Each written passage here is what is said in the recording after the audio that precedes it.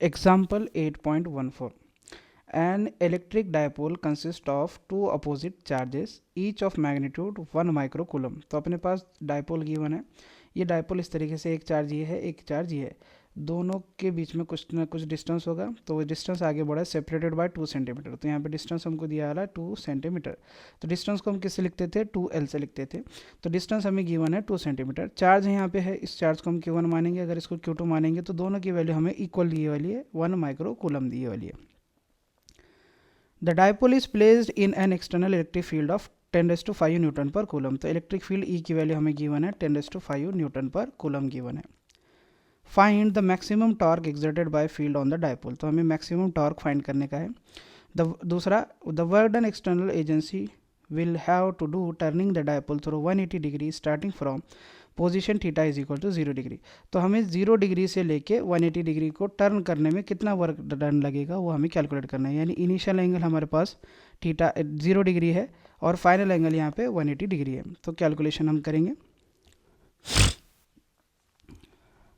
तो चार्ज की वैल्यू यहाँ पे गिवन है हमें.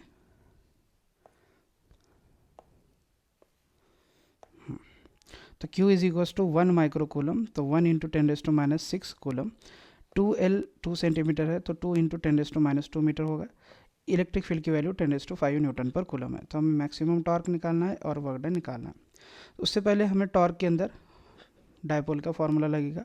तो डायपोल का फॉर्मूला होता है Q इंटू 2L. तो Q यहाँ पे चार्ज होता है, 2L यहाँ पे डिस्टेंस होता है. दो चार्जेस के बीच के डिस्टेंस को हमने 2L माना था डेरिवेशन के टाइम पे.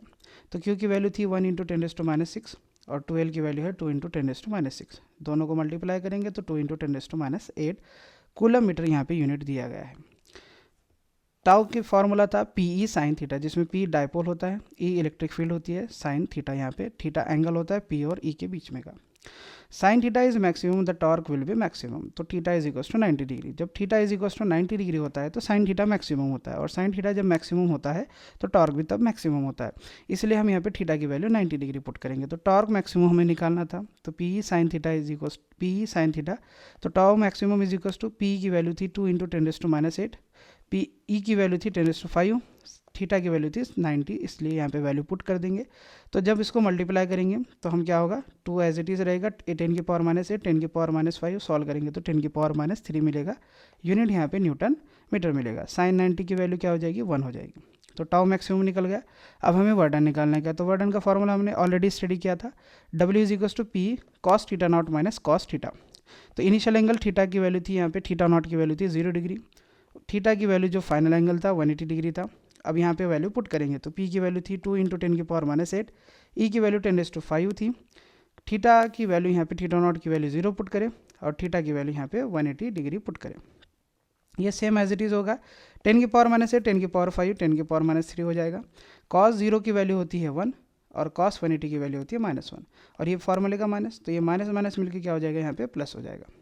तो ये 1 + 1 2 हो जाएगा, और यहाँ पे ऑलरेडी 2 आ रहा था, तो ये 2 से 2 को मल्टीप्लाई करेंगे तो यहाँ पे आंसर 4 हो जाएगा, और 10⁻³ और यूनिट क्या हो जाएगा, जूल हो जाएगा, क्योंकि हम यहाँ पे वर्डन कैलकुलेट कर रहे हैं. Example 8.15. When 10⁸ electrons are transferred from one conductor to another. तो जब 10⁸ इलेक्ट्रॉन्स को हम एक कंडक्टर से दूसरे कंडक्टर में ट्रांसफ़र करा रहे हैं, पोटेंशियल डिफरेंस ऑफ 10 वोल्ट. तो यहाँ पे जो पोटेंशियल डिफरेंस हमें मिल रहा है, यानी V की वैल्यू हमें गिवन है 10 वोल्ट दिया लिया. Appears between the conductors. तो हमें दो कंडक्टर के बीच में पोटेंशियल डिफरेंस 10 वोल्ट गिवन है. Find the capacitance of the 2 conductor. तो वो दो कंडक्टर जो भी थे उनके बीच का कैपेसिटेंस हमको पता करने का है. यहाँ पे 10⁸ इलेक्ट्रॉन्स दिया नहीं, यानी नंबर ऑफ इलेक्ट्रॉन्स को हम अगर n मानेंगे तो 10⁸ है. वोल्टेज हमें गिवन है 10 वोल्ट. ठीक है, तो चलो इसे सॉल्व करेंगे. नंबर ऑफ इलेक्ट्रॉन्स को हमने n माना है, तो 10⁸ है. वोल्टेज यहाँ पे या पोटेंशियल डिफरेंस हमें 10 वोल्ट गिवन है. कैपेसिटेंस हमको कैलकुलेट करने का. कैपेसिटेंस कैलकुलेट करने के लिए हमें टोटल चार्ज की ज़रूरत होती है. तो चार्ज, टोटल चार्ज क्या होता है, n इंटू ई. इसमें E क्या होता है, चार्ज की वैल्यू होती है, इलेक्ट्रॉन के चार्ज की वैल्यू, और n क्या बताता है, नंबर ऑफ इलेक्ट्रॉन्स. तो अगर एक इलेक्ट्रॉन गिवन है तो 1e होता है, 2 इलेक्ट्रॉन रहे तो चार्ज 2e होता है, 3 रहे तो 3e होता है. अब यहाँ पे कितने इलेक्ट्रॉन्स है हमें पता नहीं, अगर तो हम क्या करेंगे, उसे ne मानेंगे. लेकिन हमें यहाँ पे पता है 10⁸ है, तो इसलिए हम यहाँ पे ne की जगह n की जगह लिख देंगे 10⁸. ई की जगह लिखेंगे 1.6 इंटू 10⁻⁹। अब दोनों को सॉल्व करेंगे तो 1.6 -19 में +8 करें तो -11 आ जाएगा, यूनिट आ जाएगा कूलम। कैपेसिटेंस हमको कैलकुलेट करना है। कैपेसिटेंस का फॉर्मूला होता है charge divide by volume, charge divided by voltage. तो Q की वैल्यू यहाँ पे 1.6 इंटू 10⁻11 और यहाँ पे वोल्टेज की वैल्यू यहाँ पे 10 गिवन है, तो 10 को +1 लिख सकते हैं हम, तो ऊपर जाके क्या हो जाएगा 10 की पावर -1 हो जाएगा। तो 1.6 एज इट इज़, 10 की पावर -11 एज इट इज़, नीचे का ऊपर आके 10 की पावर -1 होगा, तो -1 -11 मिलके -12 हो जाएगा। तो कैपेसिटेंस हमको 1.6 इंटू 10⁻12 फैराड मिल जाएगा। Example 8.16 from the figure given below, तो हमें ये फिगर गिवन है। Find the value of capacitance C if the equivalent capacitance between A and B is to be 1 microfarad। तो A से B तक के बीच में इक्वेलेंट कैपेसिटेंस हमको गिवन है 1 माइक्रोफैरड, ठीक है। तो C इक्वेलेंट हमें दिया वाला है 1 माइक्रोफैरड। हमको ये C कैलकुलेट करने का है, बाकी सभी कैपेसिटेंस की वैल्यू अपने को यहाँ पे गिवन है। All the capacitors are in a microfarad, तो ये सब की जो वैल्यू गिवन है माइक्रोफैरड में गिवन है। तो अब चलो इसे सॉल्व करते हैं। अब इसे सॉल्व करने के बाद हमको फाइनल आंसर C का निकालने का है। तो कैसे निकालेंगे देखेंगे।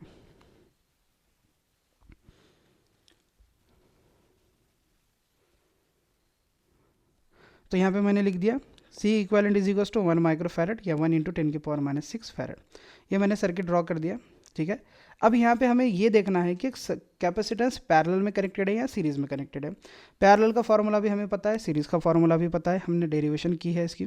तो दोनों फार्मूलों का इस्तेमाल करके हम पूरे सर्किट को रिड्यूस करेंगे और रिड्यूस करके लास्ट में इक्विवेलेंट के बराबर इक्वेट करेंगे, फिर हमें आंसर मिल जाएगा, ठीक है। अगर हम यहाँ पे ध्यान से देखेंगे तो ये जो कनेक्शन है यहाँ पे और यहाँ पे जा रहा है, यानी यहाँ से जो भी कनेक्शन है वो ये दोनों सेम प्लेट से कनेक्टेड है। तो ऐसा कनेक्शन जो है ना किस में होता है, ये पैरेलल में होता है। तो ये पैरेलल का कनेक्शन हमको गिवन है, यानी C4 और C5 किस में है, पैरेलल में है। तो सर्किट में हमने क्या किया, इसको ऐसा राउंड कर दिया, यानी अब इसको रिड्यूस करना है, यानी ये दोनों को कंबाइन करके एक कैपेसिटेंस बनाना है। तो C4 and C5 are in क्या पैरेलल लिख दिया। पैरेलल का फॉर्मूला क्या था, सिंपल कैपेसिटेंस को ऐड कर देंगे, तो पैरेलल का फॉर्मूला ये था। तो मैंने क्या किया, 4 था 5 था, तो नेट को क्या लिख दिया C4 5। C4 की वैल्यू 4 थी, C5 की वैल्यू 4 थी, तो 4 4 होकर क्या हो जाएगा 8 माइक्रो कूलम हो जाएगा, ठीक है। अब ये जो सर्किट था रिड्यूस होकर ऐसा हो गया, बाकी सब एज इट इज़ था, ये दोनों को मैंने क्या कर दिया एक लिख दिया, C4 5 8 बोल के लिख दिया। बाकी देख सकते हैं C3 एज इट इज़ हो गया, ये C एज इट इज़ है, यहाँ के दोनों भी एज इट इज़ हैं। अब बाकी की ये दोनों को सॉल्व करेंगे तो ध्यान से अगर देखेंगे तो ये प्लेट के बाद अगली प्लेट है, तो इस तरीके का जो कॉम्बिनेशन होता है वो कैसा होता है, सीरीज़ कॉम्बिनेशन होता है, यानी C3 और C4 5 किस में है, सीरीज़ में। तो यहाँ पे देख सकते हैं C3 and C4 5 are in series. तो मैंने इसे सॉल्व किया, तो पैरेलल का फॉर्मूला क्या पढ़े थे हम, C1 into C2 divide by C1 plus C2 का ये फार्मूला होता है, ठीक है। तो इसका मतलब हम क्या करेंगे, ये दोनों को मल्टीप्लाई करेंगे, डिवाइड बाय दोनों का एडिशन करेंगे। तो यहाँ पे देख सकते हैं C3 और C4 5 की बात चली थी, तो ऊपर दोनों का मल्टीप्लिकेशन कर दिया, नीचे दोनों का एडिशन कर दिया। अब ये दोनों का नाम क्या दें इक्विवेलेंट का, तो नाम हमें कुछ सोचता नहीं, इसलिए हमने क्या कर दिया 3 4 5। तो यहाँ पे नाम दे दिया 3 4 5। अब यहाँ पे C3 की वैल्यू 1 है, C4 5 की वैल्यू 8 है, ठीक है। तो 1 इंटू 8 ऊपर आ गया 8, 1 प्लस 8 नीचे आ गया 9, तो C3 4 5 यहाँ पे हो गया। तो यानी ये दोनों कैपेसिटेंस की जगह अब एक कैपेसिटेंस आ जाएगा, ठीक है। अब फिर से वही चीज़ अगर डायग्राम को गौर से देखेंगे तो ये C1 और C2 भी किस में है, एक दूसरे के साथ सीरीज़ में। अब ये दोनों को सॉल्व करेंगे, तो यहाँ पे लिख दिया C1 and C2 are in series. तो अब यहाँ पे C1 दोनों का मल्टीप्लिकेशन डिवाइड बाय दोनों का एडिशन। तो दोनों का मल्टीप्लिकेशन में C1 की वैल्यू 8 थी, C2 की वैल्यू 4 थी। सिमिलरली नीचे 8 प्लस 4 कर दिए, तो ऊपर 8 चौक 32 हो जाता है, नीचे 8 और 4 12 हो जाता है। तो इसको मैंने नाम दे दिया 1 और 2 था बोल के, इसका नाम दे दिया C12। तो इस तरीके से मुझे C12 भी मिल गया। तो हमने क्या किया, ये जो सर्किट रिड्यूस किया, ये सर्किट की जगह C3 और C4 5 था, तो इसे C3 4 5 बना दिया। यहाँ पे देख सकते हैं C4 3 4 5 बना दिया। उसकी वैल्यू कितनी आई थी 8/9, अभी यहाँ पे हमने कैलकुलेट किया था। फिर दूसरी वैल्यू क्या थी, ये दोनों को जो है ना रिड्यूस किया, C1 C2 को रिड्यूस करके यहाँ पे लिख दिया C12। अब अगर ध्यान से देखेंगे तो इनका जो कनेक्शन है, एक प्लेट को दोनों का सेम कनेक्शन है, यहाँ पे भी देख सकते हैं दोनों का एक कनेक्शन है, यानी ये कैसा कॉम्बिनेशन है, ये पैरेलल कॉम्बिनेशन है। तब ये दोनों के पैरेलल कॉम्बिनेशन को सॉल्व करेंगे, तो C12 and C3 4 5 are in parallel. तो पैरेलल का फॉर्मूला क्या था, सिंपली इनको क्या करेंगे ऐड करेंगे। तो C12 की वैल्यू क्या थी 32/12 थी, और C3 4 5 की वैल्यू क्या थी 8/9 थी। अब मैंने क्या किया, इसको 4 से काटा तो 4 तिया 12, इसको 4 से काटा तो 4 8 32, तो 8/3 यहाँ पे आ गया, और यहाँ पे 8/9 एज इट इज़ था। अब मैंने क्या किया, इसमें एलसीएम लेने की कोशिश की, यानी यहाँ पे नीचे 9 था तो इसे इधर भी 9 बनाने के लिए मैंने 3 से नीचे मल्टीप्लाई किया, 3 से ऊपर मल्टीप्लाई किया, तो ऊपर हो गया 8 × 24 और प्लस था बीच में प्लस, इधर 8 था तो 8 डिवाइड बाई नीचे दोनों जगह 9 आ गया, इसलिए यहाँ पे नीचे 9 लिख दिया। तो 24 + 8 को क्या हो जाएगा 32 हो जाएगा डिवाइड बाई 9। तो C 1 2 3 4 5 हमारा क्या मिल गया 32/9 मिल गया। यानी अब ये जो दोनों थे सर्किट के अंदर, ये दोनों मिलके क्या बन गए, एक कैपेसिटेंस बन गए। अब ये कैपेसिटेंस बचा था, अब यहाँ का दोनों का कॉम्बिनेशन का एक कैपेसिटेंस, तो सर्किट कैसा बन जाएगा, बिल्कुल ऐसा C बचा, C 1 2 3 4 5 बचा। अब ये दोनों कैसे हैं, बिल्कुल सीरीज में, तो फिर से कैसा होगा, दोनों का प्रोडक्ट डिवाइड बाय दोनों का एडिशन। तो ये दोनों का मल्टीप्लिकेशन कर दिया, दोनों का मल्टीप्लिकेशन डिवाइड बाय दोनों का एडिशन। अब ये ए और बी के बीच का पॉइंट है, तो ए और बी के बीच का इक्विवेलेंट रेजिस्टेंस हमें यहाँ पे सी इक्विवेलेंट गिवन है, तो सी इक्विवेलेंट की वैल्यू हमने लिख दी 1। सी हमें क्या करना था, कैलकुलेट करना था, ठीक है। C 1 2 3 4 5 यहाँ पे 32/9 है। अब इसी तरीके से नीचे C एज इट इज़ लिख देंगे, प्लस एज इट इज़ लिख देंगे, 32/9 लिख देंगे, ठीक है। अब मैंने क्या किया, इधर ये डिवीजन में था, इधर भेजा, तो ये 1 के साथ मल्टीप्लाई होकर सेम एज इट इज़ रहेगा। फिर यहाँ पे जो टर्म था इसको एज इट इज़ यहाँ पे लिख दिया। अब क्या करें, C वाले टर्म को एक जगह करें, तो यहाँ प्लस C था इक्वल टू के इधर भेजेंगे तो क्या होगा, ये -C हो जाएगा। अब ये दोनों में C कॉमन है, तो C कॉमन लेने के बाद क्या बचेगा, इधर 32/9 इधर बचेगा, और यहाँ पे माइनस थी C को कॉमन लेने के बाद यहाँ पे 1 बचेगा, तो ये 1 इधर यहाँ पे आ गया। अब इसका क्रॉस मल्टीप्लिकेशन करेंगे, तो यहाँ पे क्या करेंगे, डिवीजन में कुछ नहीं तो 1 रहता है, तो 1 रहने के बाद ये 32 × 1 बोलते हो 32 आ गया, बीच में माइनस साइन है तो माइनस साइन आ गई, 9 को 1 से मल्टीप्लाई करें तो 9 आ गया, नीचे को मल्टीप्लाई करेंगे तो 9 आ जाता है, ठीक है। तो 32 - 9 करेंगे तो 23 हो जाएगा, साथ में C यहाँ पे एज इट इज़ चलता आएगा। अब ये 9 से 9 क्या होगा, कैंसिल हो गया। अभी 23 यहाँ पे मल्टीप्लिकेशन में, तो इधर भेजेंगे तो किस में आया, डिवीजन में आया, तो 32/23 को सॉल्व करेंगे तो 1.39 माइक्रोफैरड आंसर आएगा। Example 8.17, a parallel plate capacitor has area 4 cm²। तो हमें एरिया गिवन है पैरेलल प्लेट कैपेसिटर का 4 cm² गिवन है। प्लेट सेपरेशन ऑफ 2 mm, तो यहाँ पे दो प्लेट के बीच का डिस्टेंस हमको गिवन है 2 mm गिवन है। कैलकुलेट इट्स कैपेसिटेंस, तो हमको कैपेसिटेंस कैलकुलेट करना है, यानी C कैलकुलेट करना है। What is it's capacitance if the space between the plate is filled completely with the dielectric having dielectric constant 6.7। तो हमें डाइलेक्ट्रिक कांस्टेंट यानी K की वैल्यू गिवन है 6.7। अब हमने क्या किया, ये दो प्लेट के बीच में क्या किया, एक डाइलेक्ट्रिक मटेरियल इस्तेमाल किया जाए, इसकी जो वैल्यू है इसके कांस्टेंट की K की वैल्यू 6.7 है। तो जब इस प्लेट के बीच में डाइलेक्ट्रिक का इस्तेमाल किया तब का हमें क्या करना है, कैपेसिटेंस क्या आया वो फाइंड करना है, ठीक है। तो कैसे करेंगे देखेंगे।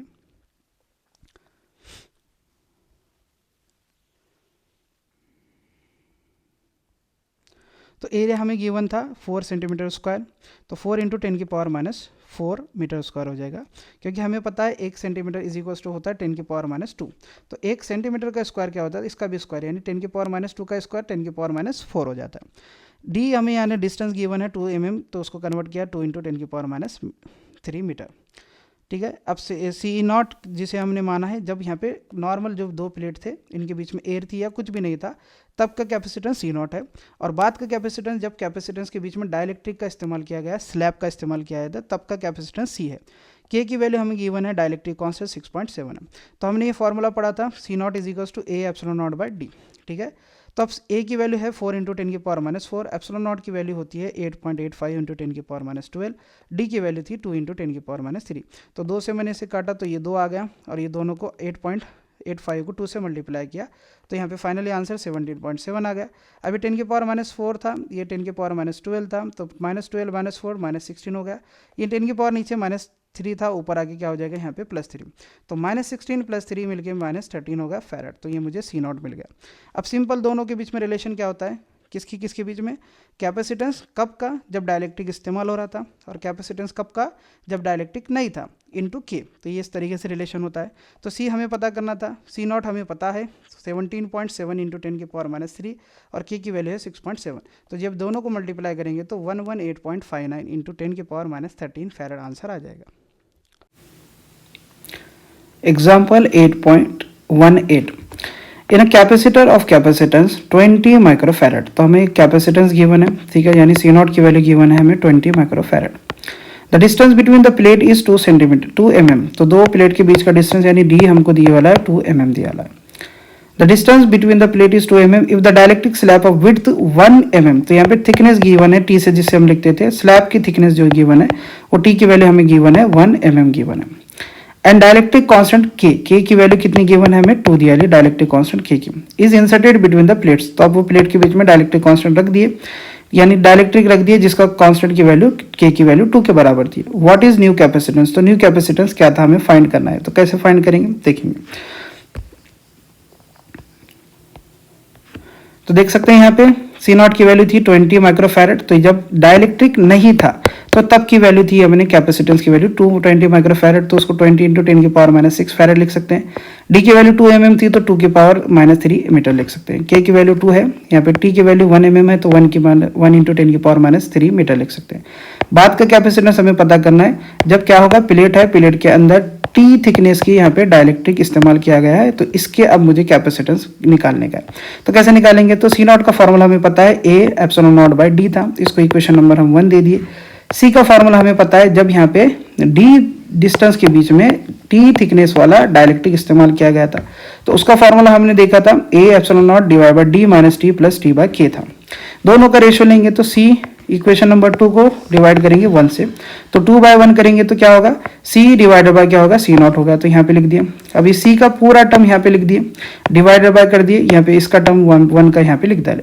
अब ए एप्सिलॉन नॉट कॉमन था तो कट कर दिए, तो क्या होगा ये नीचे था तो ये टर्म नीचे रह जाएगा, ये डिनोमिनेटर का डिनोमिनेटर किस में चले जाएगा न्यूमरेटर में चले जाएगा, तो डी ऊपर आ जाएगा और यहाँ पे ये वाला टर्म यहाँ पे नीचे आ जाएगा, तो सी बाय सी नॉट की वैल्यू हो जाएगी D divided by D minus T plus T by K. अब सी मुझे फाइंड करना है, सी नॉट की वैल्यू मुझे गिवन है 20 इंटू 10 की पावर -6 क्वेश्चन में गिवन थी। डी की वैल्यू थी 2 इंटू 10 की पावर -3, फिर से डी की वैल्यू लिख दिए, फिर माइनस टी था तो टी की वैल्यू थी 1 इंटू 10 की पावर -3, फिर से टी की वैल्यू लिख दिए 1 इंटू 10 की पावर -3, के की वैल्यू लिख दिए 2।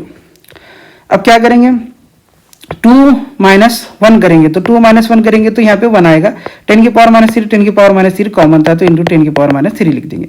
इसी तरीके से 1/2 था, ये 1 डिवाइड बाई 2, तो 1/2 को मैं क्या लिख सकता हूँ 0.5 इंटू 10 की पावर -3।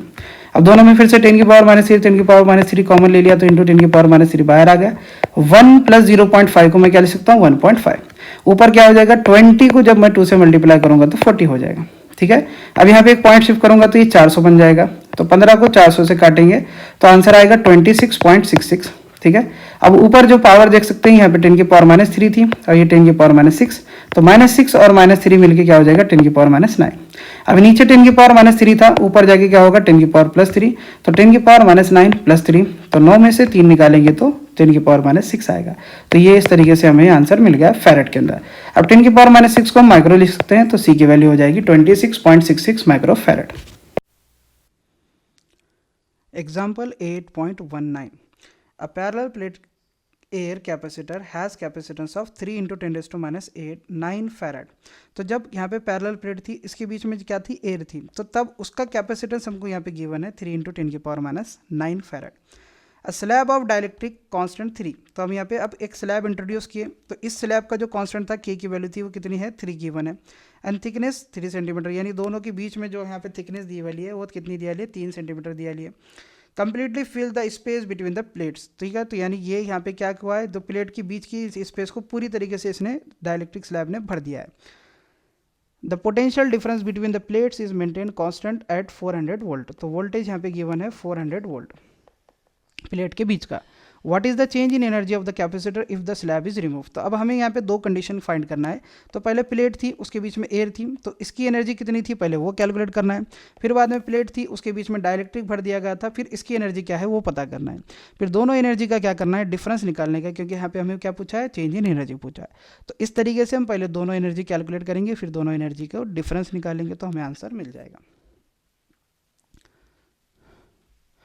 तो जो स्टार्टिंग में जो एयर के वास्ते कैपेसिटेंस गिवन था, यानी दो प्लेट थी उनके बीच में एयर थी, तो उनका जो कैपेसिटेंस था वो क्या था C नॉट मान लिए हम, तो 3 × 10 की पावर -9 फैरेड।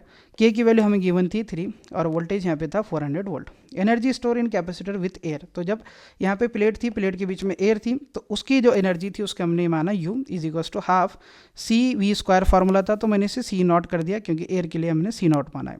तो UA लिखा है तो एयर के लिए UA लिख दिया, half as it is. C naught की वैल्यू क्या है 3 × 10 की पावर -9 है। V की वैल्यू जो थी वोल्टेज की वो थी 400 का स्क्वायर, तो मैंने 400 जानबूझकर 2 बार लिख दिया ताकि कैलकुलेशन में आसानी हो। 2 से यहाँ पे मैंने 400 को काटा तो यहाँ पे कितना मिला मेरे को 200 मिला, ठीक है। तो 3 इंटू 10 की पावर -9 एज इट इज़ है। 200 को मैं क्या लिख सकता हूँ, 2 इंटू 10 की पावर 2 लिख सकता हूँ। 400 को क्या लिख सकता हूँ, 4 इंटू 10 की पावर 2 लिख सकता हूँ। तो क्या हो जाएगा, यहाँ पे 4 को 2 से मल्टीप्लाई करेंगे तो 8 होगा, 8 को 3 से मल्टीप्लाई करेंगे तो 24 होगा।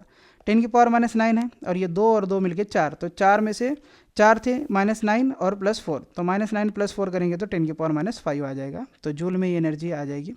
ये एनर्जी स्टोर थी कब, जब यहाँ पे कैपेसिटर के बीच में जो है ना एयर थी। Now we introduce the dielectric with the K = 3, the capacitance changes to. अब हमको क्या करना है, कैपेसिटेंस के अंदर जो कैपेसिटर था उसके बीच में हमने क्या किया, प्लेट के बीच में डायलेक्ट्रिक स्लैब लगा दिया जिसके K की वैल्यू 3 थी। अब कैपेसिटेंस चेंज होगा तो हमको पता है C = क्या था, C0 × K फॉर्मूला था।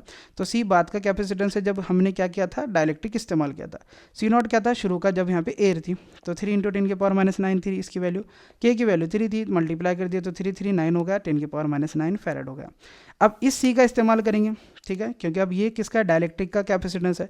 अब इसका इस्तेमाल करके हम एनर्जी निकालेंगे किसकी, जब हमने डायलेक्ट्रिक के अंदर कितनी एनर्जी यहाँ पे स्टोर हुई वो निकालेंगे। तो यू डायलेक्ट्रिक लिख दिया मैंने ½ CV², ठीक है। तो यू डायलेक्ट्रिक को मैंने शॉर्ट में UD लिख दिया, half as it is. C की वैल्यू कितनी आई थी, 9 इंटू 10 की पावर -9 अभी कैलकुलेट किए थे। वोल्टेज वही रहने वाला 400 इंटू 400, क्योंकि 400 का स्क्वायर था तो मैंने 2 बार लिख दिया। फिर से 2 से इसको 400 को काटेंगे तो कितना हो जाएगा, 200 हो जाएगा।